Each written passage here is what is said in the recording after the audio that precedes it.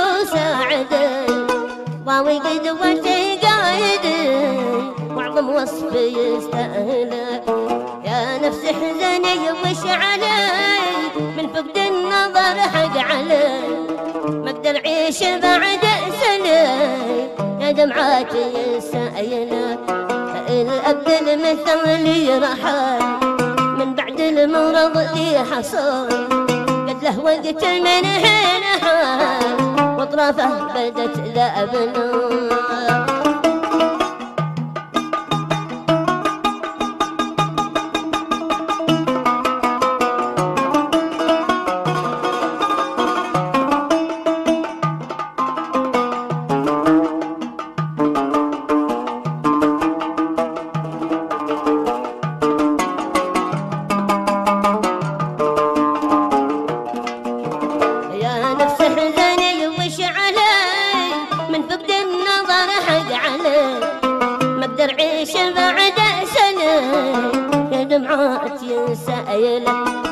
الأب المثالي رحل من بعد المرض اللي حصل قد له وقت من حين حال واطرافه بدت ذابلة. عالجنا المرض والعلال في صنعاء وعدة دول لكن القدر والأجال قد رب السماء سجنا. حتى طب مصر العرب قالوا سيتوا اللي وجود لا داعي لكثر التعب بالايام ذي عادنا.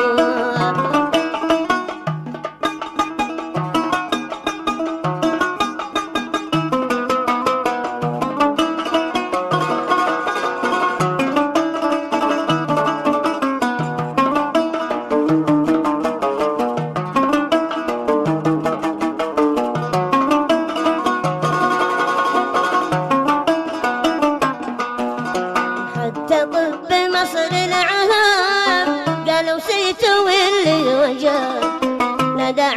لقدر التعب، لا داعي لقدر التعب، بالأيام دي عدنا فاضت روحه الطاهرة من دنياه للآخرة، دمع العين متناثرة قلبي حن واشتاق له، من وقت السفر والصبا جنبه وين ما يذهب، بيداته يقول لي هبا يحملني على كاهله، نفسي فيه متعلقه ماشي يوم كنت فرقه، واليسبق يقول الحقا نحو الفرض والنافله.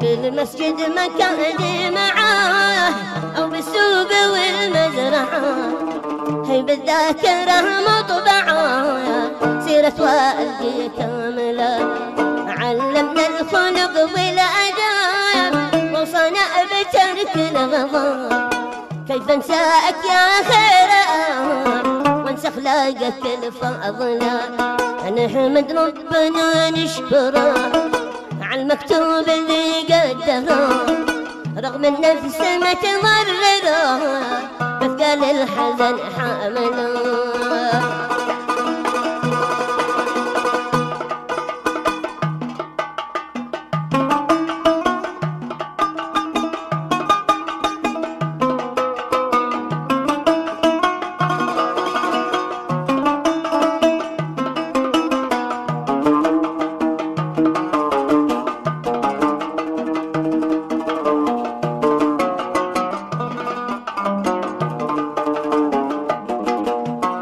أحكام القضاء والقدر ما منها هروب ومفر، تسري في جميع البشر من رب السماء نازلة، أوصاني بحب أخوتي خواتي وكل أسرتي، وأمي هي كثير اللتي كل أوقاتها باذلة، أجر الصبر يا الوالد وافر ربنا راصدا، كنت طايعه جاهده حد نفس زاعله، كنت طايعه جاهده حد نفس زاعله.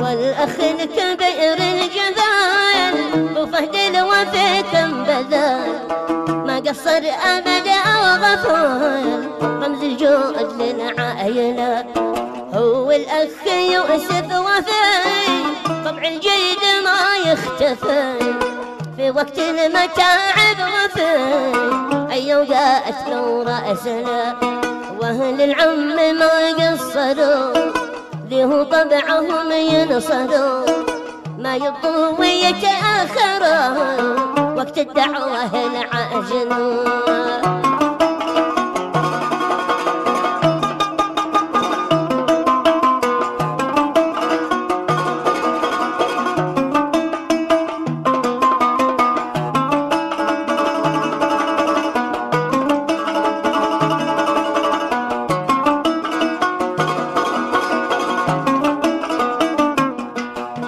شكرا للأقارب ومان شدوا أزرنا في المحن، والمعروف طول الزمان ما ننساه من فاعله، شكرا للأقارب ومان شدوا أزرنا في المحن، والمعروف طول الزمان ما ننساه من فاعله، ولا أصهار ولا شابنا يحسوا بما صابنا، ارسل التعازي لنا والعداء متبادلة، والناس الذي شاطروا معنى الحزن أو بادروا، نشكر كل من جابوا أبيات الثناء شاملة.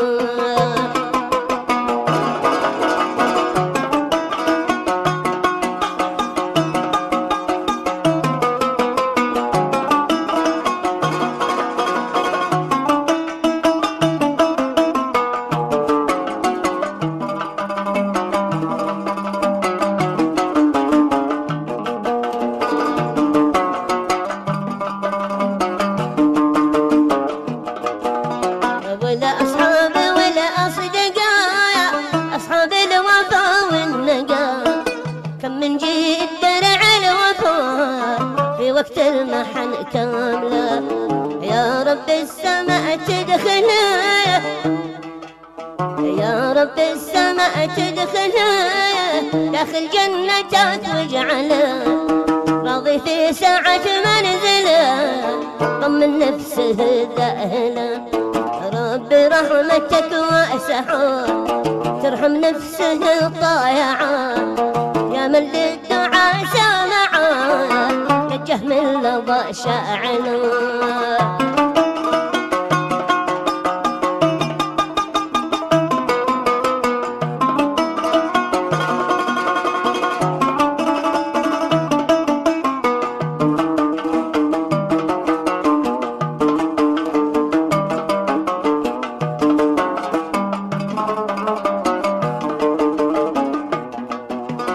ربي رحمتك واسعة ترحم نفسه الطائعة، يا من للدعاء سامعا نجه من لظى شاعنا.